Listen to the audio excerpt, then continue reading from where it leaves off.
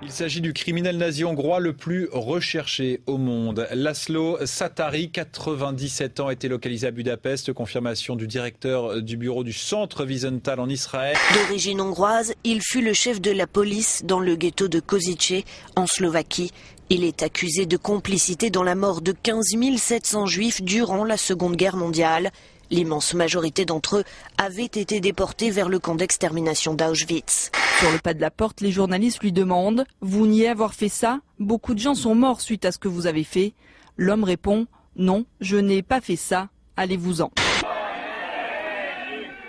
Cette manifestation sert à montrer qu'on n'oublie pas, qu'on est la 3e génération qui va sûrement mourir dans quelques temps, mais que jusqu'au bout on sera derrière lui. Et que jusqu'au bout on n'oubliera jamais. Et que jusqu'au dernier on sera là. Il a été condamné à mort en Slovaquie. C'est inacceptable qu'il puisse continuer à vivre normalement et que notre justice ne fasse rien.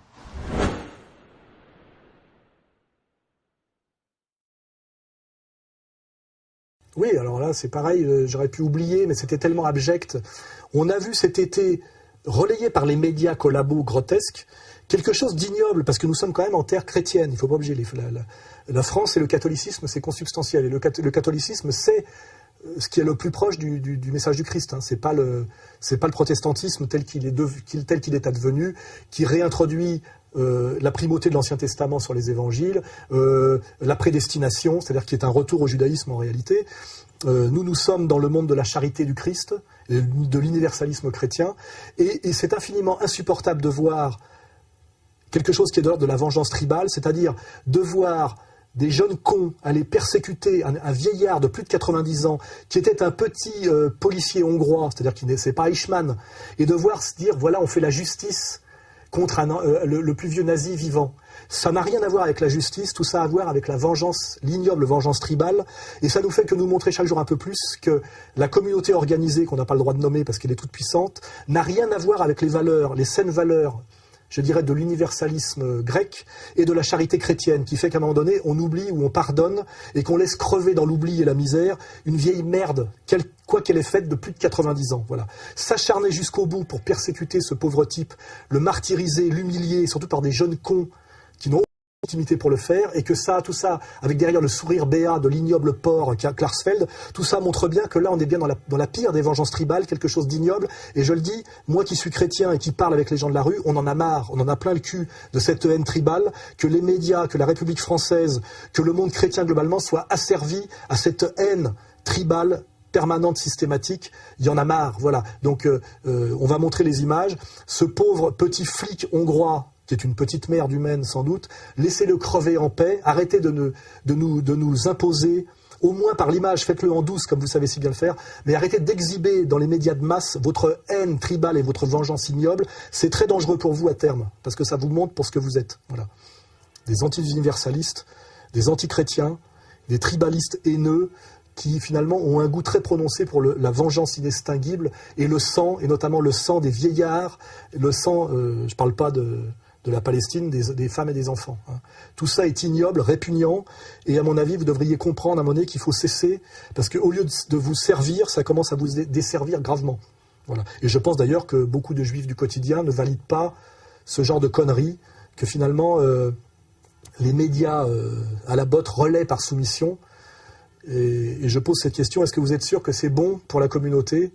Globalement, je pense que ça devient même contre-productif. Voilà. En 1378, deux papes se font la guerre. L'un est à Rome, l'autre en Avignon.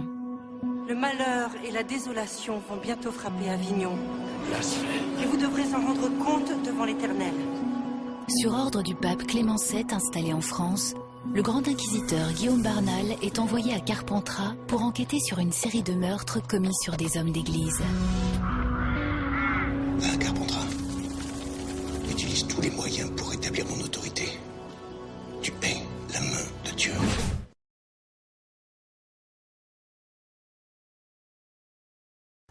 Oui, alors Inquisito, c'est intéressant parce que là, on est dans le métapolitique.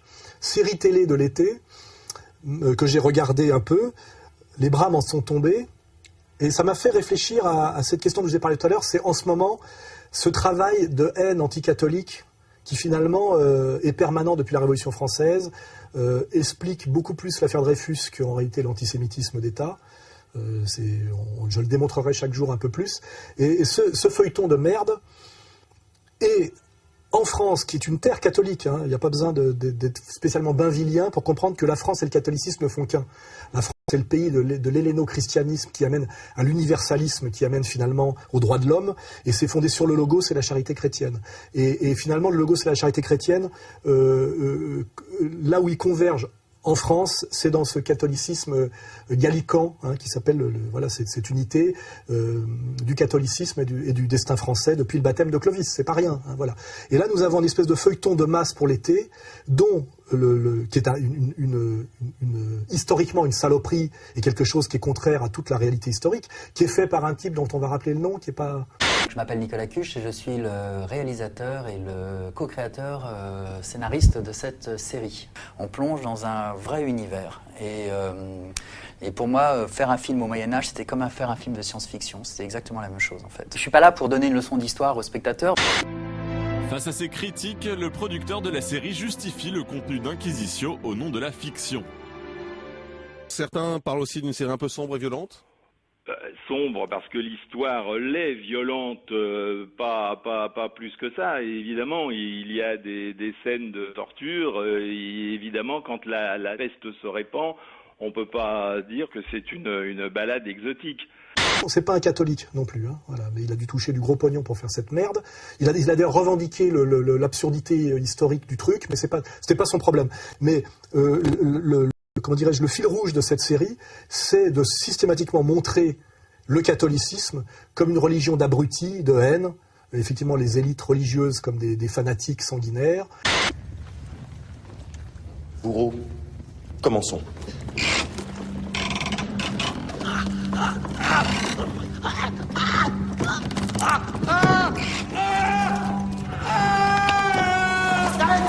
Et évidemment derrière, le progressiste, le mec bien, etc., c'est le juif. Je m'appelle Aurélien Vic. Dans Inquisition, je joue le rôle de Samuel de Naples, qui est médecin juif et qui étudie avec son père la peste. Ne fais rien de grave. Arrête, Samuel. C'est très bien que l'Inquisition a déjà torturé des savants et des médecins pour moins que ça. Alors pourquoi risquer nos vies pour des rats? Autant étudier des vrais cadavres. Tu l'as fait toi autrefois? Oui, Samuel, mais j'ai découvert que les rats sont les premiers à être infectés par la peste. C'est sur eux que nous devons travailler. Ils sont la clé de cette maladie. C'est les premiers à se douter qu'il y a peut-être un lien entre les rats et la peste et que cette maladie n'est pas forcément une punition de Dieu, mais peut-être juste une maladie transmissible. Je vous en supplie, arrêtez, je vous dirai tout ce que c'est. Assez. As-tu accouché une chrétienne par les voies non naturelles? Il m'avait défendu de le faire. As-tu oui ou non accouché une chrétienne par les voies non naturelles? Oui. Il ment. Tu as donc ouvert le ventre de la femme le clos. Ensuite, j'ai sorti l'enfant. Ce n'est pas ce que je veux savoir, Samuel le Juif. L'abbé Thuillard a été crucifié dans son église en flammes à 2 pas de là. Je le savais pas. Mensonge. Le clos t'a vu courir vers l'église et y entrer. Le clos était sourd. Il m'a même accusé d'avoir changé son garçon en fille. Peut-être, mais c'est un bon chrétien. Ta parole de juif n'a aucune valeur contre la sienne. C'est systématiquement montré comme ça, alors qu'il était assez facile de démontrer que le catholicisme est une religion qui est là pour, comment dirais-je, adoucir la violence monarchique en termes de rapport de classe, qui de toute façon, en termes d'écriture, est quand même là pour porter la parole du Christ via les évangiles, c'est-à-dire universalisme de l'élection et charité. Bon, après, quelle que soit l'instrumentalisation historico-politique d'une religion, les fondamentaux du catholicisme sont les fondamentaux les plus sains en termes, je dirais, de droits de l'homme, d'égalitarisme, de charité, etc., etc. C'est assez vérifiable, alors que le judaïsme, une fois de plus, c'est l'inverse. Hein. C'est, dans l'Ancien Testament, le suprémacisme racial, la purification ethnique, la haine de l'autre, comme le rappelle très bien Jean Solaire, et dans le Talmud, la haine du Christ, de son message, le refus de l'universalisme, de la généralisation de l'élection, le refus de la charité, la haine du goy, le mépris du goy, la manipulation du goy, l'exploitation du goy, etc. Donc nous faire croire dans un téléfilm de merde que le catholicisme est le vecteur du racisme, de la haine de l'autre, de la bêtise, de l'obscurantisme, etc., et que la voie du progressisme, c'est le judaïsme, c'est ce feuilleton qui le dit, est une escroquerie intellectuelle et historique de A à Z. Et je rappelle quand même, en France, la majorité du peuple français est encore catholique, ce qu'on appelle le catholicisme culturel, mais c'est plus pratiquant. et que cette série télé passée sur la chaîne nationale, sur la 2, payée avec notre argent, est là pour insulter finalement le peuple de France dans ses fondamentaux, qui est sa sensibilité chrétienne et catholique. C'est parce que le Français a cette sensibilité chrétienne et catholique qu'il est aussi complaisant et gentil avec le juif. Il ne faut pas oublier. La lutte contre l'antisémitisme ne passe pas par par les valeurs du judaïsme, parce que si on connaissait les valeurs profondes du judaïsme, il n'y aurait pas cette sympathie. La gentillesse, philosémite passe non pas par l'admiration pour le judaïsme, mais tout simplement par la charité chrétienne et la gentillesse chrétienne et la douceur chrétienne et catholique. Donc détruire finalement le substrat catholique français, c'est aussi dangereux à terme. Parce que si le français est aussi complaisant avec sa minorité dominante juive, c'est parce qu'il est catholique fondamentalement. Il ne faut pas l'oublier. Hein. Donc, il est pour moi intolérable, insupportable, stupide et dangereux à terme que le service public fasse de la propagande anti-catholique, systématique et rabique, et en montrant quelque chose d'entièrement faux, qui est de faire croire que le judaïsme est le progressisme contre l'obscurantisme catholique. C'est effectivement exactement l'inverse. Le judaïsme talmudique est un obscurantisme intégral, tous les grands intellectuels juifs du 19e siècle le disent, on s'appuie là-dessus sur les livres que nous vendons nous-mêmes, Israël Shaak et Bernard Lazare, hein.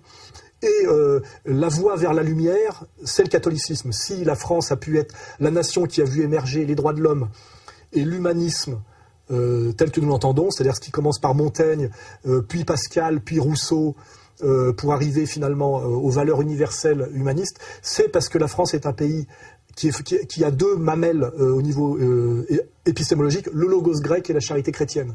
Et le logos grec et la charité chrétienne, c'est la France catholique. Voilà. Donc c'est dangereux et dégueulasse de cracher sur le catholicisme français et la France catholique. Hein, je vais le dire une fois de plus. Et c'est un mensonge total de dire que le judaïsme est la voie du progressisme, le catholicisme est la voie de la réaction et du racisme. C'est évidemment l'inverse. Ce que Dieudonné, qui ne s'appelle pas Dieudonné par hasard, a parfaitement compris aujourd'hui. Et donc je dis aux Français qui sont catholiques, il n'y a de Français que le catholicisme, soyez fiers d'être des catholiques, c'est parce que c'est par la France qu'est passé l'humanisme qui a amené aux droits de l'homme totalement retourné et dévoyé par l'empire judéo-protestant américain.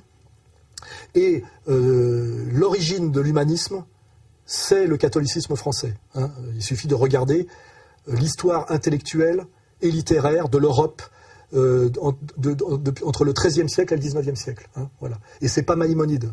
Et ceux qui veulent m'emmerder, s'ils me font chier, je ferai lire des extraits du livre des égarés de Maïmonide qui trône dans les bibliothèques de toutes nos élites, de Badinter, etc. Vous pouvez vérifier. Hein. Ils ont tous les œuvres complètes de Maïmonide et vous allez comparer les évangiles au livre des égarés de Maïmonide et vous allez voir qui est obscurantiste, qui est progressiste, qui est droit de l'hommiste et qui ne l'est pas. Hein. Voilà. Donc arrêtez de nous prendre pour des imbéciles, arrêtez de nous insulter, arrêtez d'insulter la France très catholique et arrêtez de nous faire passer le judaïsme pour le vecteur de la lumière et le catholicisme pour l'obscurité. C'est évidemment l'inverse, y compris d'ailleurs dans le Code noir pour ceux qui s'y intéressent. C'est encore un autre sujet sur lequel nous viendrons.